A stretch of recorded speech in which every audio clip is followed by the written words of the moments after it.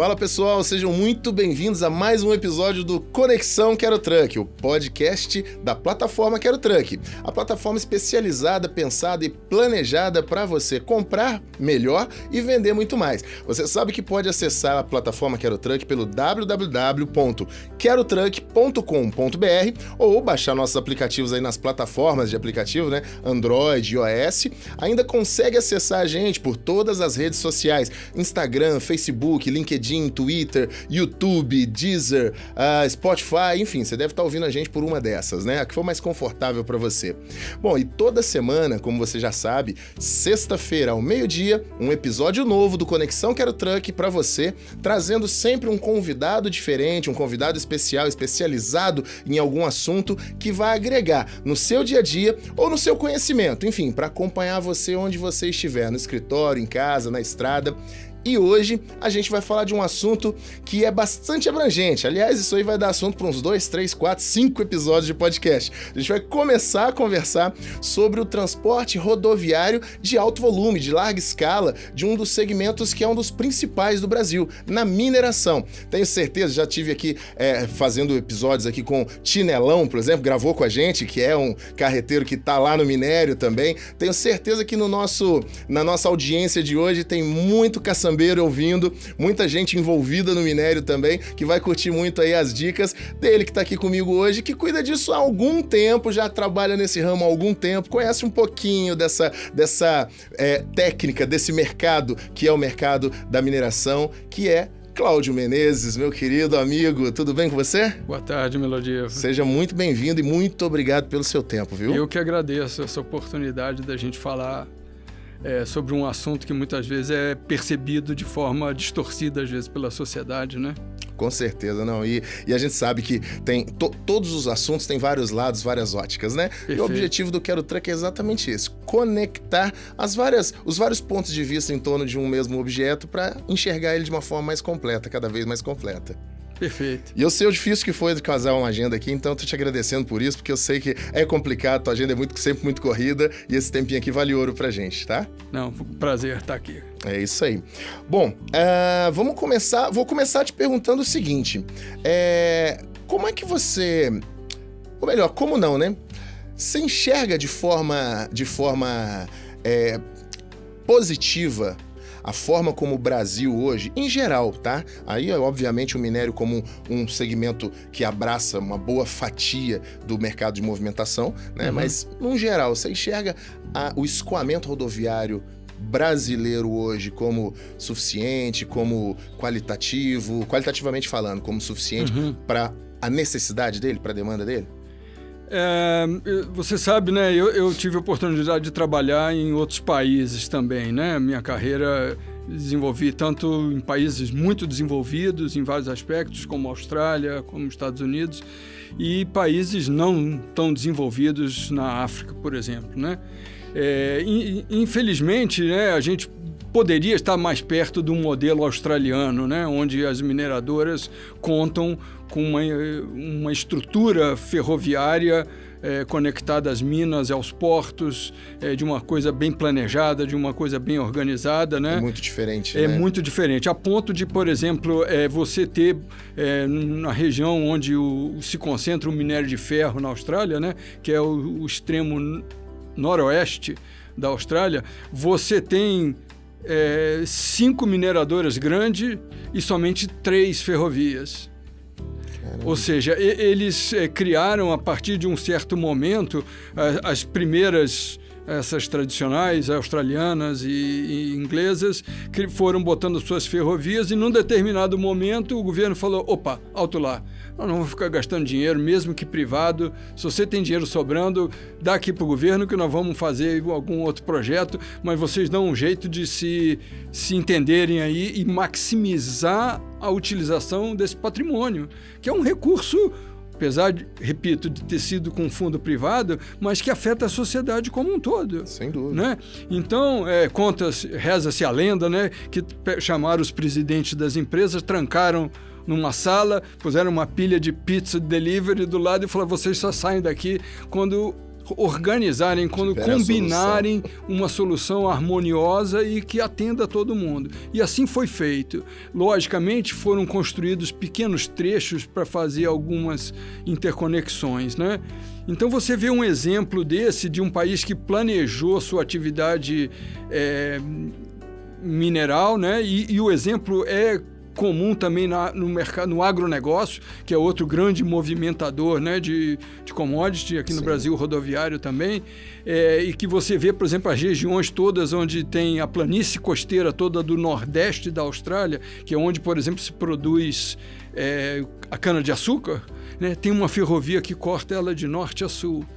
Então, para promover o escoamento, pequenos transportes são feitos de forma rodoviária, né? Indo mais agora diretamente à sua pergunta, aqui no Brasil nós não tivemos a sorte, a oportunidade do nosso colonizador ou dos nossos governos, desde o tempo lá da colônia, do Brasil colônia, passando por capitanias hereditárias e coisa que o valha, não atentou para esse movimento, né? Para essa logística, né? Porque a mineração, ela é, como a gente fala, né? Ela tem uma limitação locacional, ela tem uma rigidez locacional, né? Diferente de outro negócio que você pode escolher. Eu vou vou fazer uma fábrica de jaqueta, né? Eu vou montar a fábrica em Nova Iguaçu, eu vou montar em Sabará, ou vou montar em Petrolina. Posso estudar de acordo com os recursos mais próximos, onde é que tem mão de obra, se tem uma escola técnica que forma a gente, se tem a produção de algodão, se tem um porto para escoar. Você pode fazer essa análise. A mineração não te dá essa liberdade, né? A jazida está ali. O produto é ali. Ponto. Né? E aí você, aqui no Brasil, como não houve esse planejamento, você acaba confiando ou delegando muito isso para o transporte rodoviário, né? E você também não é tão antigo quanto eu, mas sabe que houve nesses últimos anos uma grande evolução, né?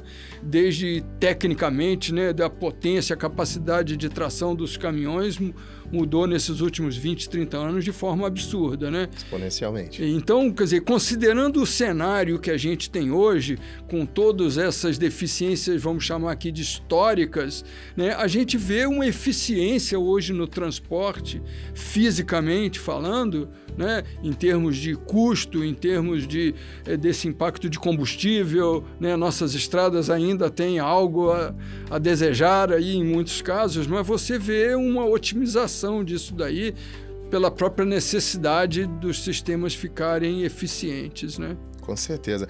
E acaba não sendo melhor, acaba não conseguindo ser melhor por conta dessa rigidez da localização das mineradoras e a falta de recurso de multimodalidade, né? Seja um porto, seja uma ferrovia por perto, exige a queima de mais combustível fóssil, exige a queima de mais borracha dos pneus, que vai exigir mais extrativismo, né? Vai ter que extrair mais para produzir mais. Então, isso tudo, a falta de um pensamento estruturado lá atrás, gera hoje um impacto muito maior em todo o contexto social, ambiental, financeiro que rodeia o negócio, né? Melodivo, eu trabalhei uns anos na Bahia, né? Você sabe disso. Tem fazendeiro que planta soja no oeste da Bahia e exporta em Cubatão, cara.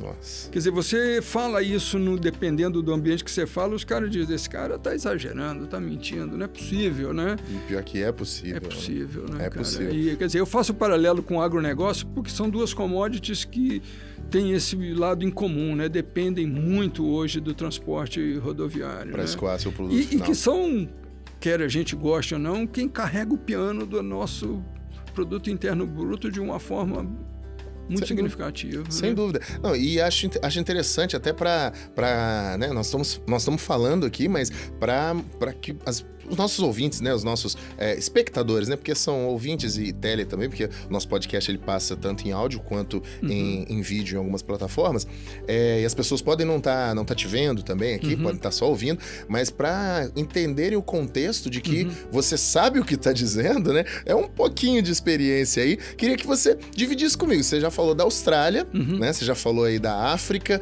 mas me conta um pouquinho, bem, uma linha bem rápida, né, até porque o podcast só tem 40 minutos, e a gente não vai ter tempo de ler teu currículo inteiro nesse período do episódio, mas um pouquinho do por onde você passou, o que você fez, para chegar nesse ponto de poder atestar com coerência e com sobriedade o que você me atesta. Eu parei de contar minha carreira em anos, passei a contar em décadas, que fica mais simples, né? Então, depois de 4 décadas e meia de trabalho, eu tive a oportunidade de ser bem orientado na minha carreira, de eu ter começado no chão de fábrica, vamos dizer assim, né? Eu fui engenheiro de manutenção em Rondônia, na década de 80, né? Que legal. Então, quer dizer, numa situação, numa empresa que era concordatária, quer dizer, que não tinha dinheiro, ou seja, cada centavo você tinha que justificar, numa época de inflação ainda. Então, quer dizer, e isso, né, vários colegas ou várias pessoas disseram, não, você está maluco, bicho, Rondônia em 1980, né? E isso, com uma orientação até familiar, né, me serviu como entender o negócio de baixo para cima. Né?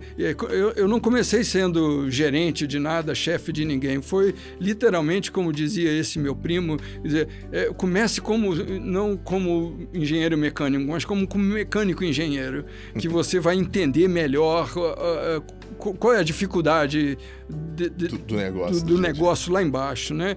E aí comecei, como eu falei, em manutenção, depois fui migrando para algumas coisas de engenharia, passei por suprimentos, que é outra cadeia importantíssima no negócio, né? Áreas remotas que a gente trabalha, exato, e depois mudei para projeto.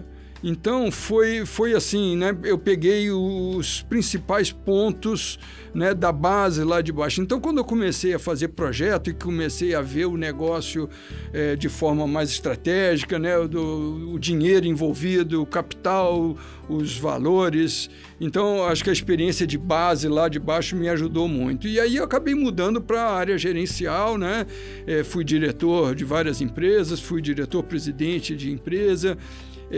Mas eu costumo dizer, né, eu também já fui engenheiro. Esse passado de engenharia, principalmente de baixo, me deu, acho que, elementos, e além disso, de ter tido experiência em outros países, quer dizer, ter absorvido, entendido outras culturas, né? Inclusive no Brasil, né, a gente morando no Norte, no Nordeste, no Centro-Oeste, que o Brasil são vários Brasis, né? Você já tem uma divisão continental. A gente não, né, até falo muito isso sem querer fazer crítica a nenhum governo, mas é até difícil de entender que um país com a variedade que a gente tem, que uma administração central vai acertar na mosca, né, as decisões. É difícil. Seja ela qual for. Seja ela qual for. Não estamos entrando no mérito aí, porque a diversidade, a disparidade, né? Você queria que o cara lá, que é o ribeirinho, lá em Tefé, no Amazonas, tenha a mesma realidade que o cara de Belo Horizonte, ou mesmo na grande cidade, do centro para a periferia, a gente já vê distâncias muito grandes, né? Então, o Brasil é um país de contrastes aí muito violento, né? E eu imagino que isso no negócio de transporte aí também tem uma carga muito pesada, bruta, né? Com certeza, muito pesada. Talvez a carga mais pesada que o transporte carrega, talvez seja essa, né? A dificuldade de superar esses desafios que o Brasil, como um continente, que é um país continente, ele oferece realmente. Né? De clima, de cultura, de tudo, né? Disponibilidade de mão de obra, a preparação, é tudo muito diferente, né? De uma região para outra. E eu acredito que, você estava citando os países, de um país para o outro, então, nem se fala, né? Porque aí, além da questão estrutural de cada país, ainda entra, sim, a questão cultural, a questão social, a questão de vivência mesmo de cada país em cima, a percepção de um determinado negócio para aquele país. Exatamente. Então, tudo isso é muito diferente. Né? E eu acho que o aprender, o conviver com isso te dá uma capacidade de conviver com a diversidade, né? De ver como as coisas são diferentes, né? O que a gente acredita como verdades absolutas, se você falar... Nem sempre o são. Né? Quase nunca o são, né? Nem sempre não, quase nunca são, né? A gente acredita até que não seja. Não, e dentro desse âmbito de mineração, né? da questão do escoamento da mineração, também já vivenciei um pouquinho esse negócio, sei os desafios que se enfrentam, Perfeito. né? Além do desafio, a gente vai voltar a falar do desafio operacional, porque é uma logística pesada, onde você tem que trabalhar uma série de processos, né? E aí você vai falar um pouquinho pra gente depois, mas ainda tem o desafio social da aceitação do negócio e tudo mais. O transporte de minério, especificamente, né? Ele frequentemente ele acaba sendo muito mais a cara da mineração do que a própria mineração, né? Se por um lado essa rigidez locacional ela te dá uma limitação, como a gente falou aqui alguns minutos atrás, por outro lado ela te protege de um universo muito grande, ou seja, só as pessoas que são diretamente envolvidas pela atividade te enxergam como que tem um contato ali. O gatilho, né? o causador do problema. Agora, o transporte, ele sai, como você falou, sai vazando pelo país afora, em regiões diferentes. Né? Ele acaba expondo a mineração muito mais. Quer dizer, se você pensar em comunidades atingidas pela mineração como um todo, o transporte ele tem um papel muito mais significativo nesse contexto, né? E aí tem os dois lados, né? Da responsabilidade, do cuidado e que, infelizmente, né? Eu fico triste de falar isso aqui, o próprio minerador muitas vezes não enxerga isso, né? Porque ele é um terceirizado, né? Deixa ele quebrar a cabeça lá, para não dizer outra coisa, né? Então você fica num dizer, pô, mas ele é a nossa cara, né? É igual a gente fala muito, né? Se um caminhão com o logotipo da Coca-Cola capota ou envolvido num acidente, ninguém põe a culpa na Coca-Cola. Mas se for um caminhão de minério, eu tenho certeza que vai botar a culpa no minerador. Você acha que vão lá no minerador buscar ele? Tenho certeza. Né? Ainda mais, em especial, depois dos eventos que aconteceram, né? De tristes eventos. Então, que a gente sabe que não tem ligação direta com a atividade, sim, com uma negligência, talvez, situacional daquele caso. Exato, quer dizer, eu acho que é interessante, já que você tocou, ponderar isso, né? Quando cai um avião, ninguém se mobiliza contra a aviação. Não acaba a aviação. Não acaba a aviação, com né? certeza. Por outro lado, eu concordo com você, houveram evidências de negligência pontuais, né? Hoje, felizmente, né, um custo alto, mas hoje se elevou muito a régua, né, no sentido dos requisitos, né, inspeções, né, eu estava na linha de frente até o finalzinho do ano passado, inspeções de situações que há alguns anos atrás o inspetor, a pessoa responsável diria, moçada, ano que vem quando eu voltar aqui eu quero ver isso resolvido, né? Hoje em dia para tudo na hora, enquanto não arrumar não roda de novo, né? O que, assim, a gente tem que reconhecer que é o correto, né? Porque, de novo, né? Em muitos lugares a mineração chegou antes da comunidade envolvida ali afetada, né? Mas, independente se a gente vai botar a culpa no poder público, no minerador, enfim, nos nossos projetos urbanísticos, o fato é que passaram a conviver junto e essa responsabilidade tem que ser tomada, né? Independente de qualquer coisa. Não tem esse negócio de eu cheguei primeiro e, se você for pensar assim, hoje, quantas mil pessoas moram ali em Congonhas, que antes não tinha, a expansão chegou nas pessoas, né? Mas e aí? Você vai dizer... Ignorar o fato? Ignorar o fato? Não tem. O fato gerador, mas lá atrás, ok, beleza. Mas a realidade hoje... Você não pode ter tanta gente em áreas de risco, né? Isso traz cada vez mais ao foco da questão um assunto que é até pauta de algum dos outros episódios nossos, que é o ESG.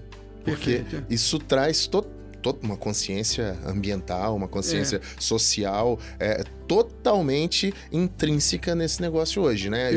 Eu pelo menos percebo isso, assim, no olhar de fora hoje, que a mineração, como você citou, por uma carga de obrigatoriedade em função dos eventos que aconteceram, uma parte isso, outra parte por própria conscientização, mas isso tudo confluiu numa evolução para esse processo de abertura mesmo de olhos para um conceito do social, do ambiental, da previsão, da preditividade do acidente ou do incidente ou do problema que venha a se tornar um incidente para que não haja realmente, né? E com isso a segurança e todos os outros fatores foram muito impactados. Como é que você, que está dentro disso, mergulha nisso todo dia, discute projetos voltados à mineração, tem enxergado esse conceito do ESG? E assim, dá uma pincelada rápida sobre o que é para o nosso ouvinte. Ok. O ESG é uma sigla, né?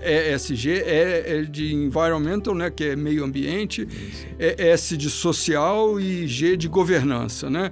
Que é, vamos dizer assim, o conceito do nosso mundo responsável, né? Do que a gente do legado que nós vamos deixar para os nossos filhos e nossos netos aqui no planeta. Então, são os 3 pilares e tem várias métricas envolvidas aí, mas basicamente é um exercício, né, como você falou, de conscientização e que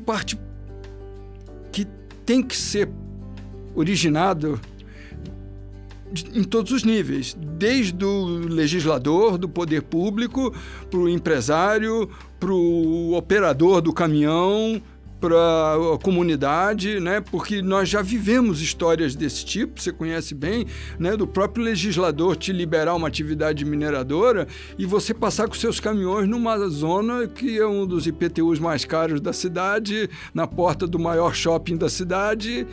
E aí, quer dizer, não, mas a culpa é do caminhoneiro que está passando na porta do shopping. Cara, mas o legislador não sabia disso, fez vista grossa, quer dizer... Cadê a estrutura? Cadê a estrutura, né? Quer dizer, então, de novo, né? Tem que vir em todas as esferas, né? Isso é uma coisa que tem que atingir todo mundo, né? E eu repito, né? E o transporte rodoviário, ele é muito mais a cara da mineração, né? Ele impacta mais pessoas, mais quilômetros quadrados, mais quilômetros lineares, com certeza, do que a própria atividade da mina em si, né? Você vê que em grande parte de commodities aí, o custo de transporte e logística é muito maior do que...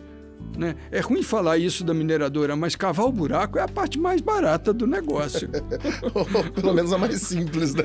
Menos complexa no sentido de desenvolvimento. Exato. Quer dizer, não é uma coisa, não é uma ciência, né, espacial de mandar um foguete para Marte, né? Sim. Tanto que as fases da humanidade no nosso planeta são a idade da ferro, a idade do bronze, quer dizer, da pedra... Verdade, estão né? envolvidas com a mineração. A mineração marcou, né, o crescimento do Homo sapiens, né, a evolução do Homo sapiens. Interessante isso. Então, quer dizer, não é nada... Hoje em dia temos tecnologia muito grande para poder fazer uma lavra responsável, né?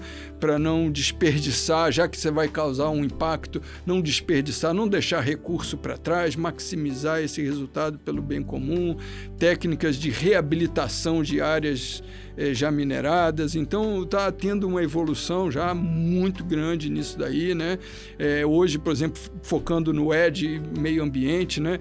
As maiores reservas de floresta hoje do Brasil, as privadas, são das mineradoras, né? Que interessante, para já um reflorestamento, já uma não, compensação. Não, reserva.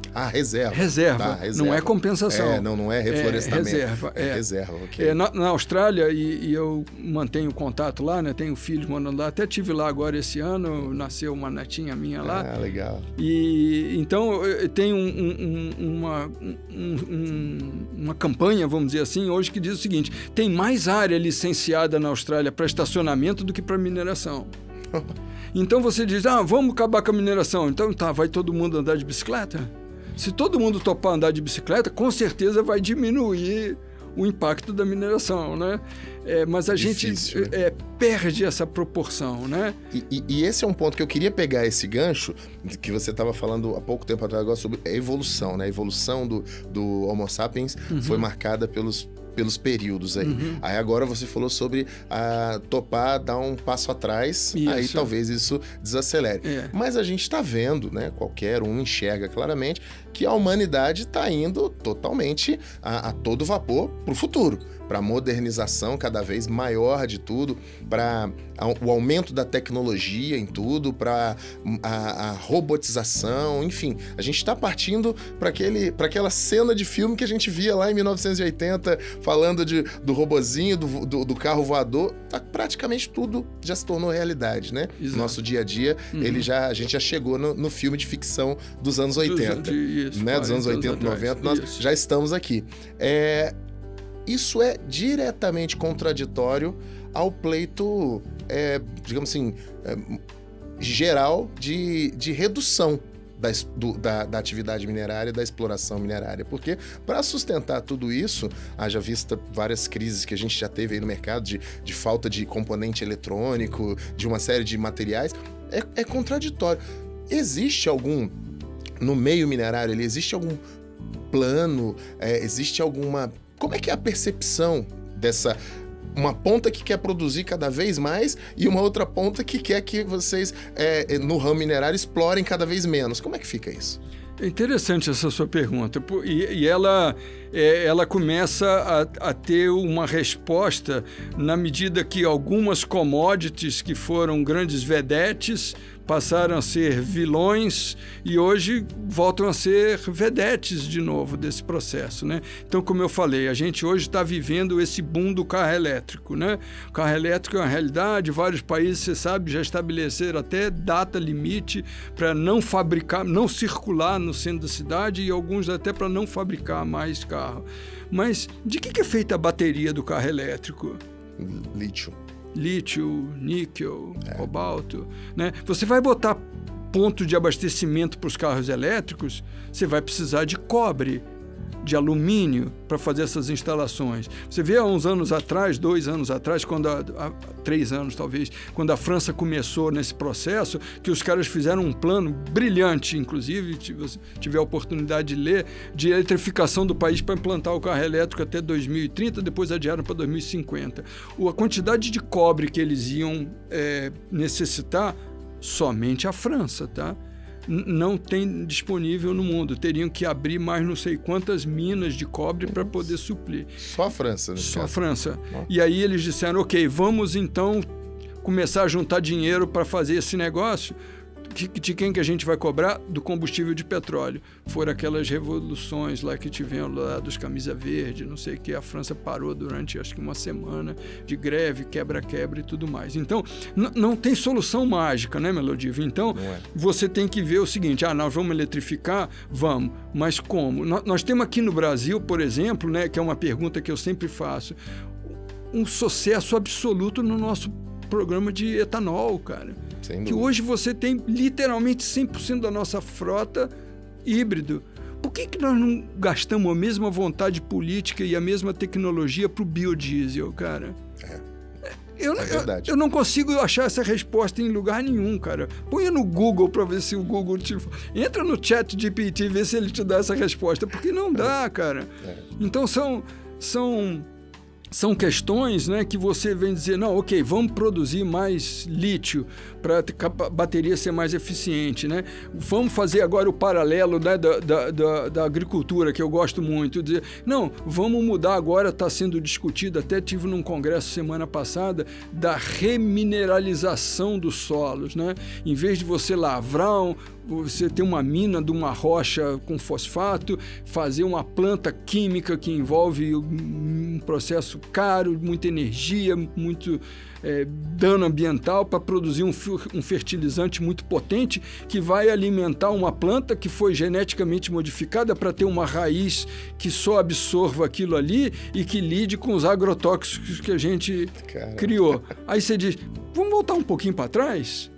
É esse processo da remineralização, ou seja, porque A adubação da planta, da soja, ela é um processo químico, mas é um processo biológico também, né? Claro. Na hora que você põe o esterco ou que a folhinha cai da árvore e começa a se decompor, gera micro-organismos, a raiz da planta, ela está ali naquele ambiente onde tem um processo biológico e um processo químico. Nós fomos criando plantas transgênicas boas para receber essa quantidade de fertilizante e estamos chegando numa sinuca. Porque eu digo, não vai funcionar mais essa conta, a gente tem que voltar um pouquinho para trás. Não é voltar para a caverna, não é voltar, cada um tem a sua rocinha no fundo da casa, não é isso. Mas é um ponto intermediário, onde a gente pode ter a tecnologia, pode ter um conforto e dar uma estabilizada nessa questão, né? Então eu acho que, voltando aí no nosso assunto do transporte, é a mesma coisa, né? Não é que a gente vai dizer, não, nós estamos lascados, nós não vamos conseguir sobreviver, coitado do fazendeiro que transporta a soja lá do oeste da Bahia até Cubatão. Não, eu acho que a gente tem capacidade intelectual, de tecnologia, alguma vontade política em alguns... que muitas vezes é o grande desafio. Que muitas vezes é o grande desafio. Mas eu acho que é isso, a gente tem que superar isso daí. E eu repito, né, o minerador tem que enxergar bem esse papel do transportador, né, que infelizmente ainda é uma deficiência, né? Aqui em Minas Gerais a gente vê isso no nosso dia a dia, andando nas nossas estradas, onde tem um processo de independência. Esse não é o meu negócio, né? Deixa o transportador se virar e em condições precárias. E quando você fala isso, me remete assim, eu já acompanhei muitas operações também de transporte, né, Brasil afora, em vários segmentos, mas em especial no segmento de mineração, é muito comum você ver equipamentos muito sucateados, transportadores aí, os parceiros da estrada que utilizam equipamentos que realmente não estão mais em condições. Ou até colocar equipamentos novos, investir naquilo ali como um empreendimento mesmo, poxa, porque um caminhão hoje, R$1 milhão, um caminhão, custa.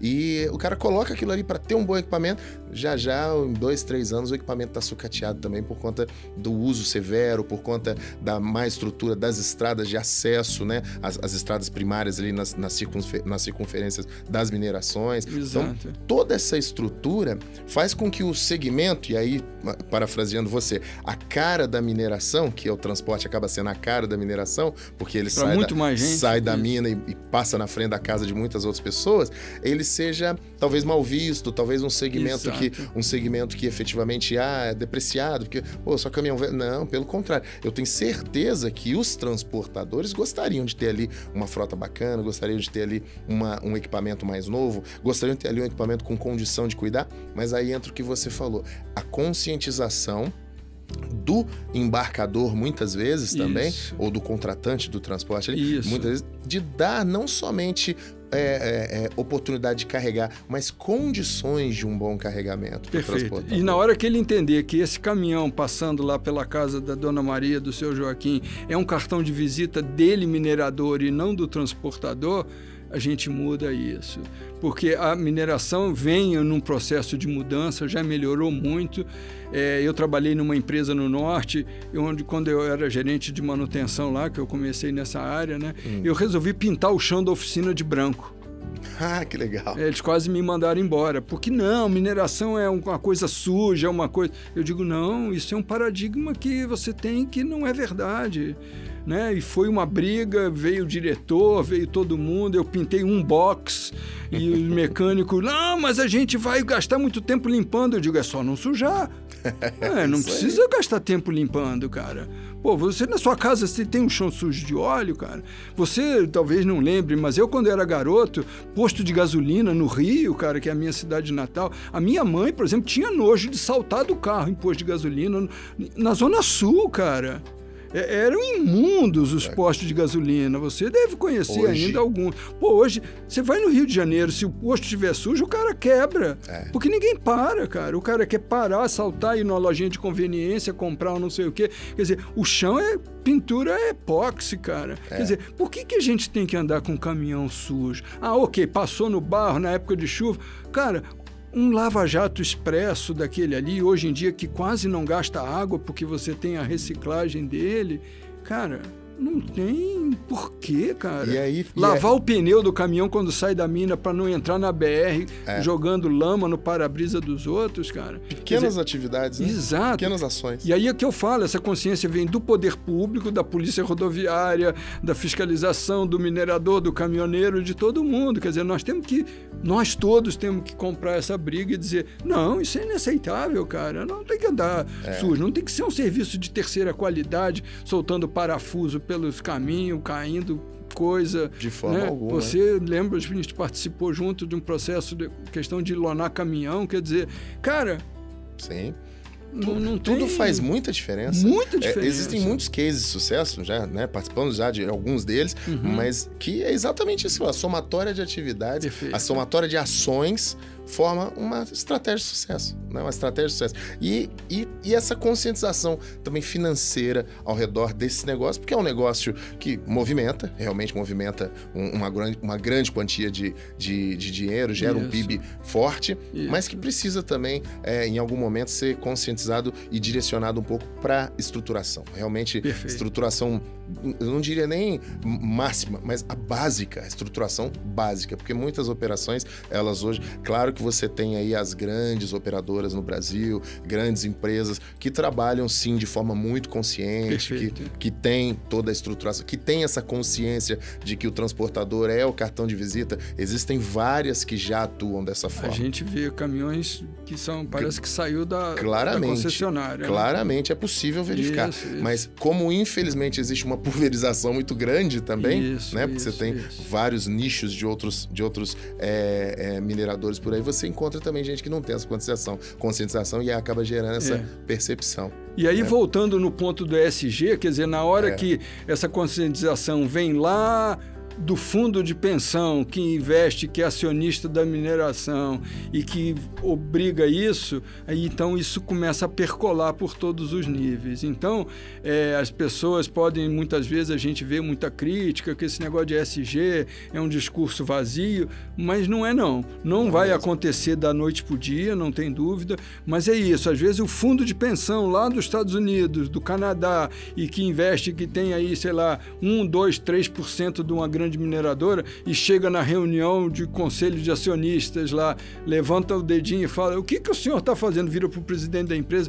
o que o senhor está fazendo dessa questão assim, assado, né? Eu sei porque eu já tive nessa cadeira e sei como é que é. Quer dizer, é outra conversa, né? Você pode até dar uma desculpa esfarrapada ali, mas para o próximo ano, na reunião de acionista, você vai levar uma coisa mais bem estruturada, porque senão você vai perder o seu emprego, meu cara. Sem dúvida. É o futuro, né? Exatamente. É o futuro. Não adianta só ganhar, tem que retornar alguma coisa. Isso. Né? Esse é um ponto muito importante. Isso aí. E Cláudio, deixa eu te fazer uma pergunta. A gente tem tema para conversar por uns 4 episódios aqui também. Eu digo muito isso porque fica à disposição. Ainda bem que a gente está trazendo sempre convidados muito interessantes, com temas muito interessantes. Obrigado. Então, dos nossos últimos episódios, nós poderíamos fazer pelo menos umas 4 vezes mais episódios, porque cada um traz um conteúdo bastante amplo. Mas eu queria saber de você mais uma coisa.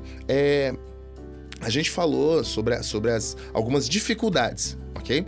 Mas também tem aqueles cases de sucesso, aqueles cases assim de, poxa, isso aqui foi uma ideia mega inovadora e que linkado ao transporte, ou não, ou na logística como um todo da mineração, isso foi um sucesso que você consegue pensar em algum assim que realmente serviu de exemplo e que poderia ser usado como case, tanto por outras empresas quanto até mesmo entidades governamentais, para pensar nisso, Brasil ou fora do Brasil, que pudesse conectar e funcionar no nosso cenário daqui?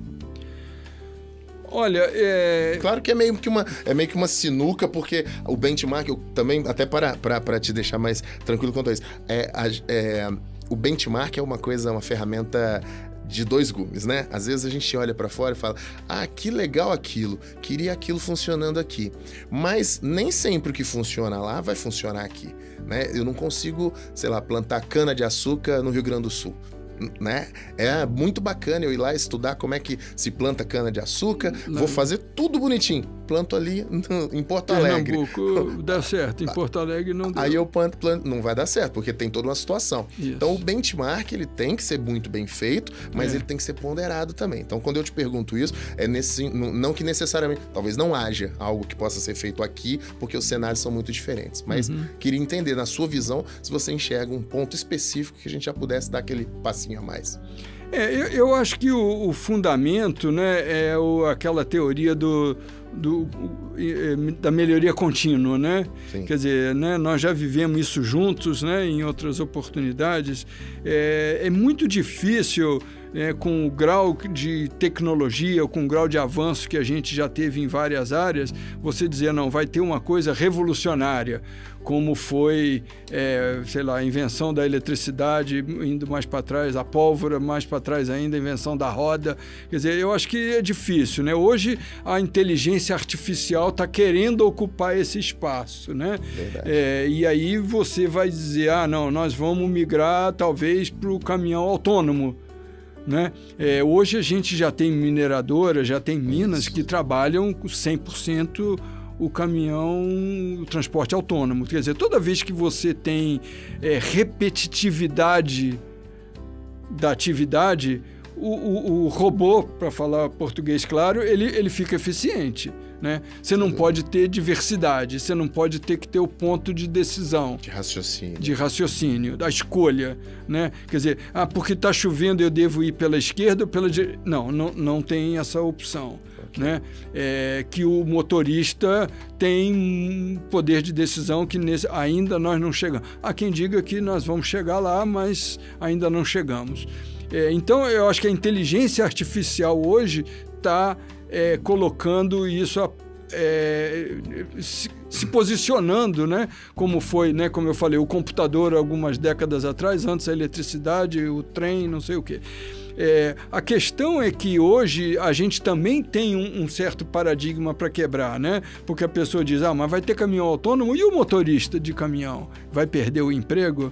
Né? Eu imagino que tem alguns assistindo a gente aí. Com certeza. Se a gente analisar os fatos hoje, as mineradoras que hoje têm frota autônoma, elas contratam mais gente do que contratavam antes. Aí você vai dizer, onde é que está o ganho? Não, o ganho está na proporção. O cara aumentou a produtividade dele em 40% e aumentou o efetivo de mão de obra em 10%. Então o cara saiu na frente, ele está na frente. Ele só com 10% a mais de mão de obra, ele conseguiu produzir 40% a mais. Aí você vai dizer, mas o operador de caminhão vai ser o cara que vai... A nossa experiência hoje diz que sim. São pouquíssimos os casos de redução de afastamento de pessoas que não se adaptaram às atividades, até porque a inteligência artificial está fazendo com que esses mecanismos, até de programação, de desenvolvimento, sejam mais amigáveis. Sem dúvida. Antes você tinha que ser especialista naquelas linguagens de computador. Hoje você literalmente já fala com o seu computador e fala, eu gostaria de mudar esse parâmetro, não sei o quê. Ele já recalcula. Ele interpreta você. Isso. A próxima geração da inteligência artificial, o ChatGPT-4, ele já vai analisar e interpretar imagens. Não, impressionante. Vai interpretar tabelas. Você não precisa fazer um macro de Excel, não sei o quê. Você dá a tabela e ele vai dizer, você notou que a coluna 5 varia de acordo com a... Quer dizer, então eu acho que esse pode ser o grande marco. A gente precisa quebrar um pouco esse paradigma de o caminhão autônomo, o robô vai tirar emprego. Eu acho que não vai. A gente precisa estar aberto a estudar novas coisas. Talvez ele crie novos empregos, né? Com certeza. Esse é um ponto, Com certeza. Quantos caras trabalhavam em programação de computador há 20 anos atrás? Quantos trabalham hoje? Isso é verdade. Né? As empresas... Aumentou bastante. Isso, já estão demitindo programador de computador. Ou seja, esse ciclo já passou pelo pico, né? As .com todas já estão demitindo gente. Já estão trabalhando de outra forma. Porque o cara está trabalhando para fazer um programa que ele não seja mais necessário, né? É impressionante isso, né? Assustador por um lado, é impressionante por outro e gerador de uma série de outras oportunidades por outro. Então, quando inventaram o automóvel, teve um movimento, eu estava lendo isso outro dia, né, nos Estados Unidos, né? Um movimento contra os carroceiros. Quer dizer, quantas pessoas iam ficar desempregadas porque não ia precisar mais de cavalo, não ia precisar mais ferreiro para botar ferradura, fabricante de carroça ia falir. Quantas pessoas a indústria do automóvel contratou nesses últimos 100 anos? E já está demitindo agora de novo. Então, são ciclos, né? De fato, né? De fato, você deixou de ser uma coisa, mas vai ter um espaço para outra. Ah, né? Teve gente que perdeu? Talvez. Tem gente que não se adaptou a essa transformação? Talvez. Mas se você for analisar em termos de estratégia, em termos de política pública, né? Nunca o mundo foi tão rico, né? Nunca teve tão pouca miséria no mundo como tem hoje. Se você comparar a expectativa de vida, padrão de alimentação das gerações 3, 4 para trás, não tem nem o que comparar, né, Melodivo? É muito interessante. E tem uma máxima, né, Cláudio, que eu acho que gostemos ou não gostemos, eu acho que essa é uma direção que a gente não tem muito como fugir dela. Você pode, de repente, optar por uma vida pessoal um pouco mais retraída em termos de tecnologia. Tem muitas pessoas que optam por isso. Eu não vou automatizar minha casa, eu não vou utilizar um ChatGPT, eu não vou fazer isso, eu não vou fazer aquilo. Tudo bem, mas fugir do movimento global de modernização, de desenvolvimento da tecnologia, é praticamente impossível. Haja vista um banco hoje. Quem é que tem o seu dinheiro hoje embaixo do colchão? Ninguém. Todo mundo, o dinheiro passa por um banco e o dinheiro, ao passar por um banco, ele se torna dígitos, né? Ele se torna crédito. Ele é gerido por um sistema. Então, os bancos americanos publicaram isso há um tempo atrás, não sei se você viu. Quanto custa para o banco você ir lá sacar dinheiro no caixa? Quanto custa para o banco... $10.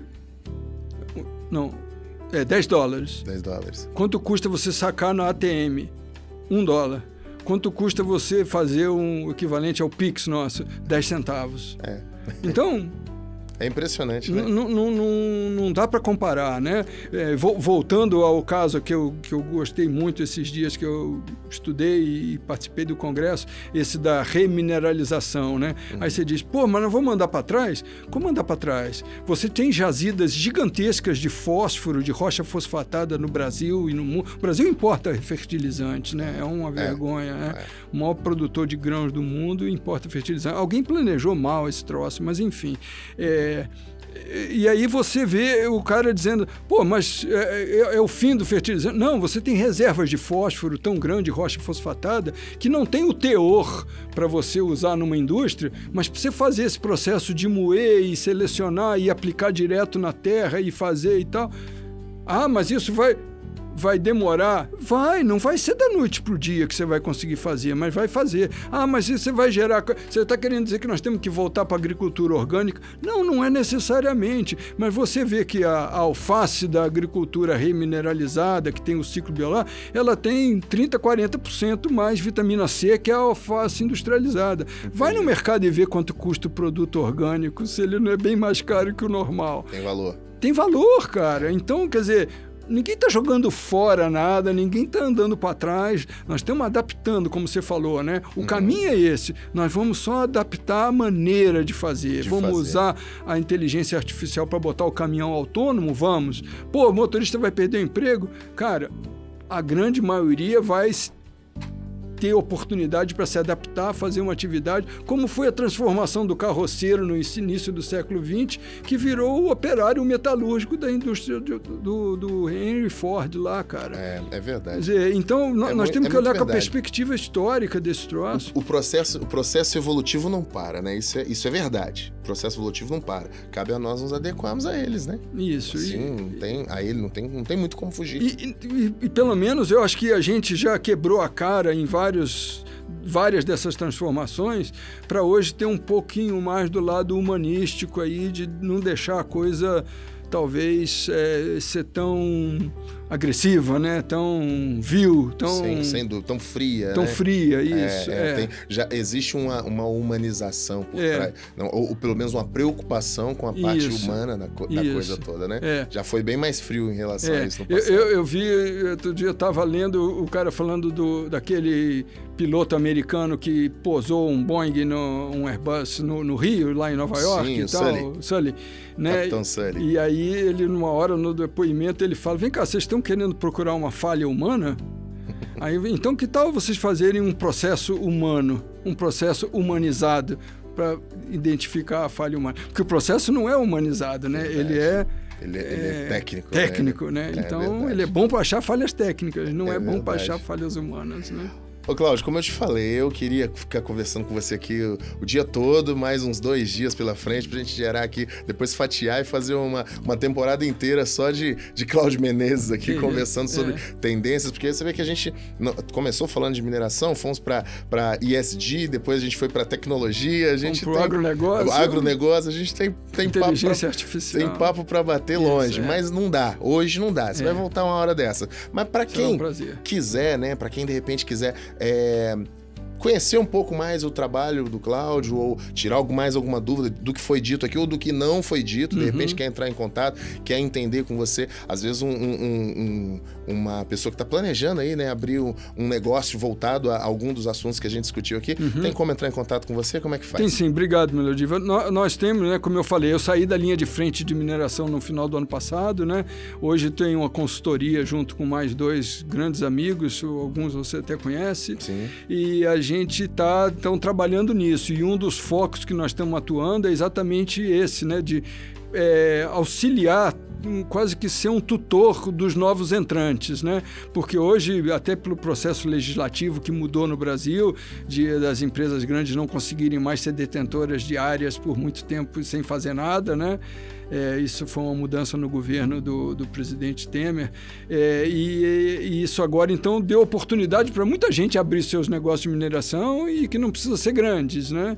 Então, nós fazemos esse tutorial, o nome da empresa é Field Solutions, né? É fácil de achar na internet, porque é Field Solutions, como se fosse Solutions, né? Com T. Mas vai tá escrito na edição aqui, a gente vai colocar. Bacana. Então, é uma empresa, a gente tem uma sede aqui, a sede nossa é aqui em Belo Horizonte, nós temos uma filial lá na Bahia, que a gente fez o projeto Acarajé, e acabamos desenvolvendo uma base de clientes muito forte, abrimos uma filial lá em Lauro de Freitas, que é a região metropolitana de Salvador, e agora lançamos para esse ano, talvez começar a implementar com força ainda esse ano, mas mais certo ano que vem, o projeto Pequi. Rumo ao Centro-Oeste, Goiás, Mato Grosso, que são um foco bastante interessante das mineradoras e também do transporte. Você também conviveu nessa região aí, sabe bem como é que é a tocada por lá. Bastante. Bom, o contato tá dado. Obrigado. Eu te agradeço muito pelo seu tempo, tá? Mas não pensa que aqui você não vem assim, só divide com a gente seu conhecimento, sai de mãos abanando, não. Tá? Aqui você leva uma lembrancinha pra casa também. Coisa chique. Pra poder lembrar da gente. Bacana. Tomar seu cafezinho lá pensando na conexão que era o truck. Lógico. Não, e a gente também, né, lógico, nós temos atuado muito no mercado do ouro, de mineração de ouro, que a necessidade logística é diferente, né? Muito diferente. Não são grandes volumes, mas são estratégias muito mais sofisticadas, muito mais buriladas, refinadas, né? Guarda essas aí que nós vamos fazer um episódio só sobre o ouro. Isso aí, pode me chamar. Tamo junto. Muito obrigado, viu, Cláudio? Eu que agradeço, Melodia. Valeu. E aí, curtiu esse conteúdo? Eu, como sempre, gostei muito, viu? Muito mesmo. Se você quiser rever, assistir de novo, né? E compartilhar, mandar aí pros teus companheiros, seu amigo, aquela pessoa que, vai gostar desse conteúdo, fica à vontade. É só utilizar qualquer uma das nossas redes sociais. Nós estamos disponíveis no Spotify, no Deezer, no SoundCloud, no YouTube, provavelmente você está ouvindo ou vendo esse podcast por uma dessas, também nas redes sociais Facebook, Instagram, Twitter, LinkedIn e, é claro, pela plataforma www.querotruck.com.br e nas lojas de aplicativo, tanto Android quanto iOS. Se você gostou, fica à vontade, utilize a plataforma mais confortável para você. A gente fica por aqui, mas toda sexta-feira tem um episódio novo ao meio-dia indo ao ar com mais conteúdo interessante, com mais convidados bacana e boa viagem. Segue com Deus. Tchau, tchau. Valeu.